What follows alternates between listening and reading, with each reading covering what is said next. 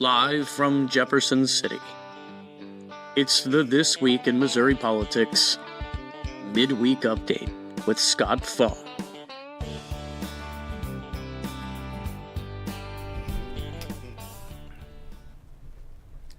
Welcome into This Week in Missouri Politics Midweek Update. We are joined here with Jake Crozen. Jake, thanks for making the time. Happy to be here. We are going to talk to the lady who, when she talks, things happen. Senator Mary Elizabeth Coleman, thanks for joining us. Hey guys, thanks for having me. So I remember this vividly. Back in September at veto session, first time anybody had been to the Capitol for an official session since May. It was a little ironic. The lieutenant governor who presides over the state senate was not the governor-elect technically, but pretty much. You knew who was going to be governor by September. He's in the dais, and you stand up and say, "I have seen problems at the Department of Insurance. I am not happy with where this is going." The entire party screams they're anti-woke, and you laid down the gauntlet that no one will be confirmed until this was cleaned up. Took a few months, but the director of insurance is now quote-unquote retiring. Had to be a little pleased to see your not-so-subtle hint was taken. Well, I'm glad that she took the hint and that she made decisions to seek employment elsewhere out of the state of Missouri. You know, we are sending and electing conservative leaders across the state by overwhelming margins, and we've got people in the bureaucracy who seem to think that they don't have to comply with the laws of the state, that they don't have to comply with the statutes that are written and enacted. And I think that's so frustrating. I'm now entering my 7th session in the Missouri legislature after a few years in the House, a couple years in the Senate, and by and large, our state statutes are in pretty good shape. But where we're falling down is have a lack of leadership, a lack of follow through, and a lack of accountability. And I think it's time that we take a real look at that. And I'm glad to see that, at least in this one instance, she saw the writing on the wall. Well, let me just ask you the real question here. I mean, this director barely showed up to work as it was. I don't know that she was the driving. You'd have to actually be at the office more minutes a month to be the driving force of something. John Rehagen, not a Greitens liberal, not a Nixon Democrat, a Holden, who wonderful man, but the most liberal governor of our millennium, probably the most left-wing person still in state government. I've watched this before. It's the Liz Cheney approach. You point some things out. One person leaves. The bureaucracy doesn't change. Are you going to finish this job? Are you going to make sure someone gets in there that fires Rehagen and actually cleans the department up? Well, I think staffing decisions have to be made by directors. I think that policy decisions need to be made by policymakers. And so my job is to make sure that the Senate is going to be confirming the governor's nominees who are going to follow the law, who are going to be responsive to the electorate, and who are going to do what needs to be done.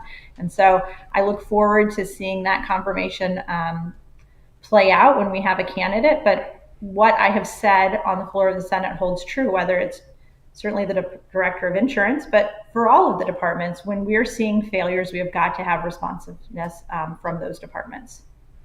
Senator Coleman, you know Jake. He's going to be writing our morning update starting first day of session. Hi, Jake. I don't know, nice Jake, to meet you. Give me the prediction here. The new director that they appoint, will that person say, "I'm firing Rehagen, I'm cleaning this up," or will it kind of be the Liz Cheney approach of, "Oh, just go back to your business bureaucracy"? I expect they most likely will replace Rehagen, or at least they'll give the commitment that they'll try to. Well, if they don't, I mean, you were bullshitted. Yeah. Who's your state senator? Now that I've moved here. Who was it before? Before it was former Senator Rizzo, now the newly elected. If Joe Nicola votes Joe for someone who doesn't commit to clean this up, you got bullshitted. Mm-hmm. That's the truth. He bullshitted you straight to your face, and you bought it like a sucker. My state senator, Jason Bean, if he votes to confirm a director of insurance that doesn't commit to fire Rehagen, I got bullshitted. I'm a sucker. Count me as a sucker. I tend to think, though, because it wasn't just you. You spoke first, and you didn't inquire of anybody. You spoke right to the president. I thought that was the president of the Senate. You spoke right to the governor. I thought that was an interesting take. You were followed by Senator Carter, Senator Searpoy, Senator Trent, Senator Crawford.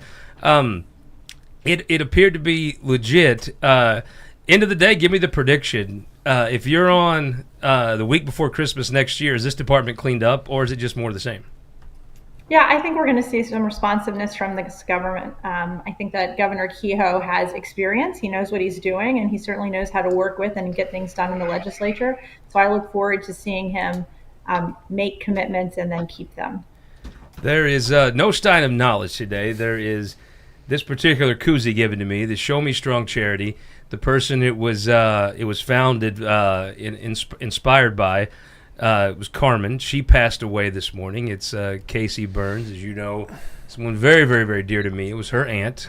You can find this charity on Facebook. Just search Show Me Strong online.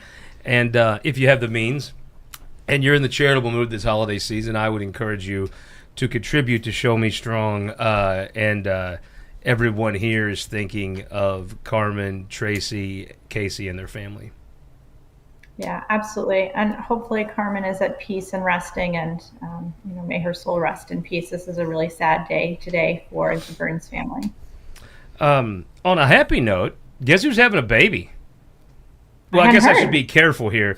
It's 2024. Chad Perkins having a baby. Wait, really? Girlfriend having a baby. Yes, Chad Perkins getting married and having a baby.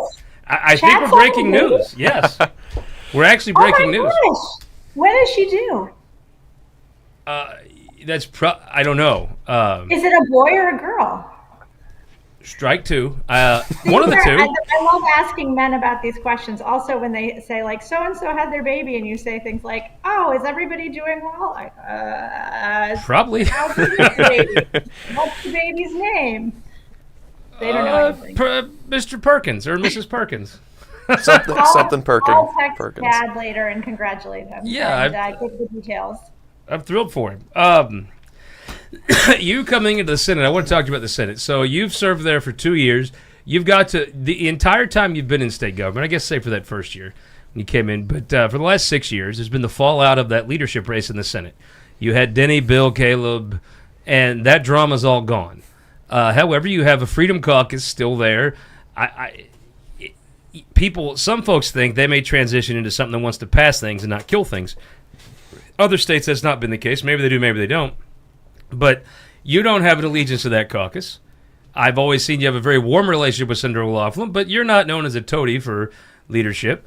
You are friendly with Mike Kehoe, I've always observed, but you're not like somebody that owes Mike Kehoe. You might be the most capable person in the Senate that doesn't have some existing overriding allegiance. Could be a fun time to be Senator Mary Elizabeth Coleman. Well, my allegiance has always been to Jefferson County. My kids are 9th generation. It matters a heck of a lot to me that we're taking care of things at home and that we're governing in accordance with the way that, Jeffco wants, which is pro-life, pro-gun, pro-labor, very easygoing, keep government as far away as possible, very conservative. And I think that when people start to form these extra allegiances or, sub-caucuses, it feels to me a little swampy. And so I think it's important that we're just always keeping at the forefront. These seats don't belong to us. We just sit in them for a period of time. The seat is Jefferson County's, and it's my job to try to pass and stop legislation that is in accordance with their wishes. So that said, it would appear that if you looked at all 34 senators, a lot of them would be in certain camps. There's just one or two of you, 3, 4, 5 maybe, that aren't maybe closely aligned with a camp. Not all of them have your ability to hold the floor and make maneuvers on the Senate floor. I would assume you're looking forward to session, maybe a little bit more. Well, I love this job. It's an honor to get to do it. I think that there's nothing more interesting than looking at policy and trying to solve problems for the state, and then also trying to look at the chessboard and see how you can get those things done. So, yeah, I'm looking forward to this session. I'm a little bit less optimistic maybe than some others. I think that it's hard to pass legislation. It should be hard to pass legislation. Yep. And there's always a big personality that comes behind the last big personalities that cause problems. And so we don't know who those people are going to be yet. But it's not like, anybody who thought, oh, thank God Senator Sharp is going to be gone. There's always the next the next group, the next problem, and that's just life. So Are you trying to say Mike Sirapoy without saying Mike Sirapoy? Because it feels like you're trying to fade the heat onto him. No, I don't know what Mike's plans are, but he certainly has capacity to make problems if he chooses to. Well, that'd be fun if, like, Evil Mike came out one day. That'd be great. I've never met Evil Mike, but if Dark Sirapoy, which is actually Connie. I was going to say Connie's the one who I would be more afraid of. Yeah, Connie's one that'll shank you. You know, there's no question. Like Ann Wagner, I wouldn't want to meet Connie in a back alley in a knife fight. You know, those are two very similar folks. Those Smart, are two capable, really, Yes. really formidable opponents. Okay, let's talk about a couple issues. You've always been I would say loyal friends too. Yeah, I think the first one at least Connie would take more as a compliment. Let's talk about schools. You've been an education reform person from the beginning. You've seen some incremental progress during your time in the legislature. Mike Kehoe certainly comes in as a person who has been able to go twist the knuckles and get the votes for education reform. Do you rest on last year a little bit, or do you shoot to take another step forward? No, I think you always have to take a step forward. The thing is that there's nothing more important that the state invests in than education. My mom and dad are retired public school teachers. I'm a public school kid. We have got to have strong education, and we have to make sure that parents are at the forefront of being able to decide what's right for their kids. You yourself had an interaction where you saw for the first time what it's like when bureaucrats think that your kid is their kid and that you somehow don't know what's best for them. And that's a real problem for me. And so I don't think that it's an either or. I think it's both, that both can be done and done well. And they're not, there's this false dichotomy of a confrontation set up between them. Let me just tell everyone, when you come to Jeff City, I appreciate many people in education reaching out. My own opinion. Jake, you can disagree with this. If you have enough money to keep Cornman employed, you have too much money. Too much money. Too much money. If you can keep him, too much money. What we've got happening in Jefferson County is a great example. We had the athletic directors all meet from part of the Jefferson County Athletic Association. St. Pius, the Catholic school locally, has long been a part of that organization, and they loved having Pius there when it wasn't a talented group of students, but they've got an athletic bunch of kids right now and started to beat them. And they made a decision they were going to kick them out of the Jefferson County Athletic Association. And so St. Pius kids are having to be bussed all over the state to try to find people who will play games with them. And that's not acceptable. And so if you've got enough money that you think you can say to kids living in the county who are your neighbors, you can't play against the kids you've been playing t-ball with since you were 5, then I think that needs to be visited. Our problem in Wardsville is a little different. I don't know if you're familiar with the state champion Blair Oaks football team. They have to drive just to get reasonable games because all the schools around, no offense, Kelton, it's just there just isn't like competition. So when you get in the state finals, sometimes you can get down by 2 touchdowns because you haven't played a tough team in 3 months. However, just don't worry. We were down 2 touchdowns at halftime in the state final game. Came back and did a 24-0 second half romping to win another state title. But I do see your point. It is tough. I mean, nobody wants to play Turbo Ted LePage's team. I mean, nobody else's coach is an American Gladiator. Well, listen, here's what I'll say is that the St. Pius girls volleyball team just won the state championships as well. So we've got champion athletes all over Jefferson County, too. And I think that they should get to play their friends and neighbors. Let me show you a championship of Jefferson County. This is a championship mustache. That is, as state representative at the time, Bill McKenna. Oh, Bill. When he was in the House, you see that big microphone that he had there? That mustache is glorious. I mean, look at that thing. That's better than anything I could put up there. Women could not keep themselves off that thing. That is a mustache and a half right there. It is the most Jeffco thing ever. Well, Senator Bill McKenna, after he served in the House, represented Jefferson County, followed by a number of capable senators, and I'm proud to keep a number of capable senators and Ryan. Well, yeah, I don't really like that guy. Yeah, I mean, it's so annoying, Jake. You're going to get to meet McKenna. Everyone loves McKinnon, and as a German, it's very frustrating. And it just gets old. Like you mentioned Ryan. Oh, I like Ryan. Oh, yeah, you and everybody else. You're not special. Except Senator Coleman. She hates him. It's awesome. My favorite thing about her. I don't know about hate. I just don't. He's not my cup of tea. In my world, you hate him. I'm just going to stay in mine. Tell me about the port. You are part of the media, so why be beholden to facts? Fair enough. Exactly. I like the guy who invented fake news, actually, before Trump even thought about it. I should have trademarked that. You should have. Damn it. The port. Tell me about the port down there. Can you say damn it on this? I guess you can. It's a live. Well, hell yes, you can. Oh, let me tell you this. So after you were on the radio today, my last interview was with Peter Kinder. Because I got word that last night Mike Kehoe endorsed Peter Kinder and Jennifer Bukowski to lead the party. Great picks. I have two questions about that. For one question and one point. Question one, do you think Kehoe or Adam or Derek or somebody smart said, okay, I'm going to recommend two totally qualified, excellent people. So to every governor, its state party, Republican or Democrat's a pain and a burden. They have to pay the salaries and all that, raise the money. Do you think he said, I'm going to give you two people that are outstanding and that would help carry this burden, and if you don't take them, well, Ed Martin 2.0, piss on you. Not my problem. Was he that smart to do that? Listen, I don't know the behind the scenes. I don't know who else is vying for that role. In my mind, as you say, you hit the nail on the head. It is a thankless job. It is trying to coordinate with grassroots supporters all across the state. It's a little bit of herding cats. There's a ton of work to be done, and it just gets a little bit tricky. So yeah, it sounds like it sucks. But if you're Kehoe, you got two top flight people that'll make it easier for you to deal with. Or you go on your own way with some Ed Martin type thing, and you suck again. Either way, I think his life's better, whatever they decide to do, because of the path he went down. Yeah, I think that I'm excited about Kehoe's leadership and weighing in on a variety of different issues. I think that that's going to be really. She's just not going to answer, is she, Jake? I've answered you 3 different times. Yeah, but not a real one. But the best part was when I was interviewing Peter, we get to the end of the interview, and it's getting crunched for time, and he tells this story about how Democrats used to be rule and they used to win seats. That every year they bring up a bill to ban cockfighting, which, for those of you that don't know, is two roosters. They tape razor blades to their claws and they fight each other.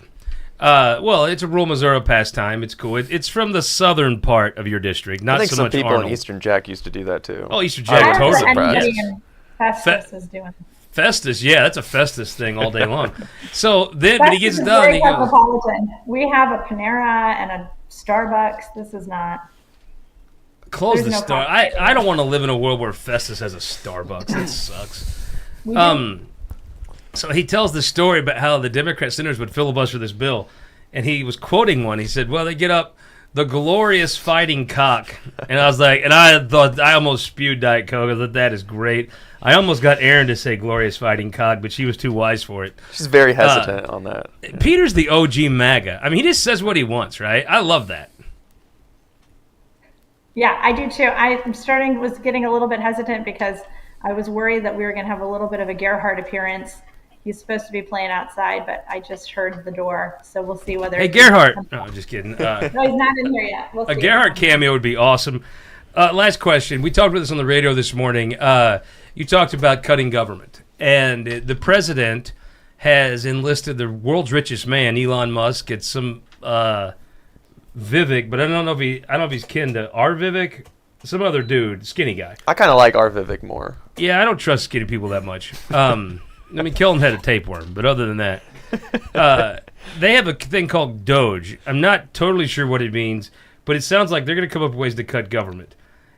Man, that sounds like the kind of thing that might work here in Missouri. Am I wrong? No, for sure. I think that that's a great thing to do, and I can't wait to see what ends up happening. See, look, I told you we might have a Gerhardt appearance. What's up, buddy? Hey, Gerhardt. How you doing, man? Okay, go. You got to come play with Gussie soon. When? Or maybe we'll bring him to you. He says when? I'll know this afternoon, but maybe Thursday or Friday. This is an odd time to ask you, but you know. Jared's like, you're inviting me for a play date with Gussie? Then like, dude, I need the deets. Okay, we'll talk in 2 minutes. Let me Yeah, finish give me this about 2 hours here, and I'll have that down. I'm not sure what we got going on, but Yes, go. Which one? Curtis, go check on him. We have a kid home from college who's he's gonna go run an errand. what's awesome is watching Gerhardt negotiate with Mary Elizabeth, because he just knows how to work his angles. It's almost like he learned from somebody, a skilled lawyer or something. He should be in the Senate filibustering. Oh yeah, he'd be a negotiator. He knows how to work his He would angles not and be get what he holding- wants. Yeah, he wouldn't be holding the floor. Just like if we had a Missouri Doge, I think he'd be back with Lincoln Huff leading the charge of cutting the red tape and seeing what needs to go. Gerhardt's not one of those guys who gets, kind of trotted out to have to talk to somebody for 4 hours and take their turns. He's going to be negotiating in the back room. He could be the Doge Committee's page for a day, but I'd compensate him. Don't do that free crap. I'd He pay always him. gets compensated. Bill Yeah. Dorman always gives him $2 bills. And then if Kehoe is presiding, he always says that I have to take him out for ice cream, which if it's in the record, it's in the record. It is what it is. But I will say this. If you're Promises made, promises kept. Yeah, if you're a constituent in Jefferson County and you've got a kid who wants to be paged for a day, I've got these super cool Truman silver dollars that we compensate pages for the day with. Because if you come to your state capitol, get a silver dollar with the president from Missouri on it. It's pretty cool. Okay, that's pretty cool. I like Yeah, that. All right, well, Senator, congratulations on the first whack at the apple of cleaning up the Department of Insurance. It was I still remember you talking to the future governor about what his cabinet should look like, and it looks like someone was listening. So congratulations on that, and we look forward to covering you this session in the Missouri Senate. Thanks, guys. Have a great afternoon. Thank you. Senator Mary Elizabeth Coleman, very generous with her time this morning. Join me on KWOS and 93.3 The Eagle, and then join us here on the Midweek Update. I think what it ultimately comes down to is this one, I'm not going to say the easy one, but kind of was. I mean, nobody in their right mind was going to keep the incumbent director. It's a bit of a low-hanging fruit kind of. But I believe this. The governor decided, I'm going to clean this up. I'm not going to leave Kehoe with a broken department. And so he made it easy for him. I've watched at every turn Mike Parson do everything you could think of to make the transition easier for Mike Kehoe. Mm-hmm. Looks like he did it again. That said, I do think, Keldon, you tell me. I mean, there is still a significant problem there. I mean, and really, it's the culture. If you wear Carhartt, you're the problem. If you live on a gravel road, you're just an idiot, rube. And I heard Garrett Hawkins say something. He said, "Rural Missouri sent a message in electing Mike Kehoe and Andrew Bailey. Was anyone listening?" We'll see. It's going to be interesting. All right, we got Mizzou, Iowa. 2 weeks from, was that 2 weeks from today? I believe so. And Mizzou is still -3. Well, the line was -3.5. Vegas took a half point back. Let's ask the question. We know what Kelton's going to say. He's going to homer it up. Are you giving the points to taking Missouri? Are you taking Iowa with a great defense? I think the only reason that line is fat is it's very hard to score any points. Iowa doesn't score any points, and they don't give up any points in what we're going to call the Jason Clint Bowl. I'm going to have to go with Mizzou. And you're going to give the points? Yeah, I think so. Okay. I'm going to go with Mizzou and give the points, mostly because Moon Choi did the radio show with me this morning. Kelton, what if the line was 5?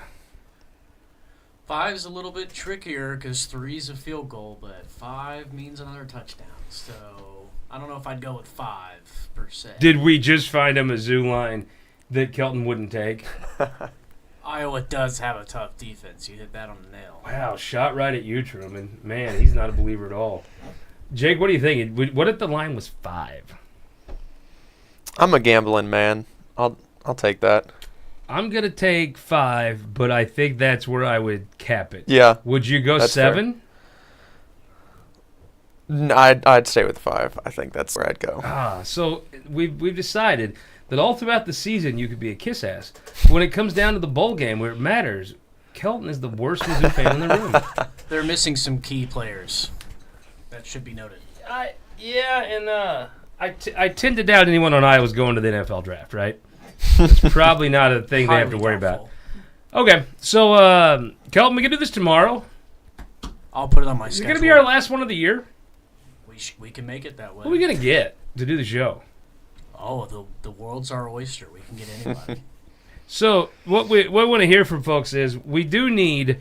We may see if Jake wants to come in next in session and start doing one of these and visiting. What do you think? I'm not as attractive as you, Scott, but I could make it work. I think that's the part where I'm not worried about. I think you are plenty pretty enough to keep her on. I just want to thank the cops in Sedalia. Appreciate this, Assistant Chief.